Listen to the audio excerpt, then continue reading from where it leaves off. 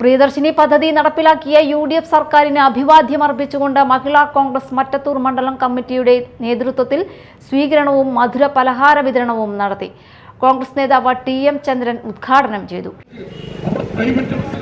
സ്ഥിരമായി യാത്ര ചെയ്യുന്ന ആളുകൾക്ക് ഒരുപക്ഷെ 2 രൂപയുടെയോ 3 രൂപയുടെയോ ആനുകൂല്യം ഒരുപക്ഷെ ലഭിക്കുമായിരിക്കാം. പക്ഷേ അവർക്കൊരു ദിവസം 70-75 രൂപയുടെ ആനുകൂല്യം കിട്ടുക എന്ന് വെച്ചാൽ ഒരുപക്ഷെ ആ കുടുംബത്തെ സംബന്ധിച്ചിടത്തോളം വലിയ സാമ്പത്തിക മാറ്റത്തിന് അത് നാടി കുറിക്കുമെന്നുള്ള കാര്യത്തിൽ സംശയമില്ല. ഷീല വിപിൻ ചന്ദ്രൻ അധ്യക്ഷത വഹിച്ചു. ഗ്രാമപഞ്ചായത്ത് പ്രസിഡന്റ് ടെസി ജോസ്, ജില്ലാ പഞ്ചായത്ത് മെമ്പർ ഡാർലി പോൾ എന്നിവർ മുഖ്യാതിഥികളായി. Ranjith Kaippilly, Praveen M. Kumar, Mini Satheesan, Lindo Pallipparamban, John Vattakkavil, Shafi Kalluparambil, Molly Thomas, CH Sadath, AM Biju, Naijo Ando, Lino Michael, Jinesh Vettiyattil, Shiny Babu എന്നിവർ സംസാരിച്ചു.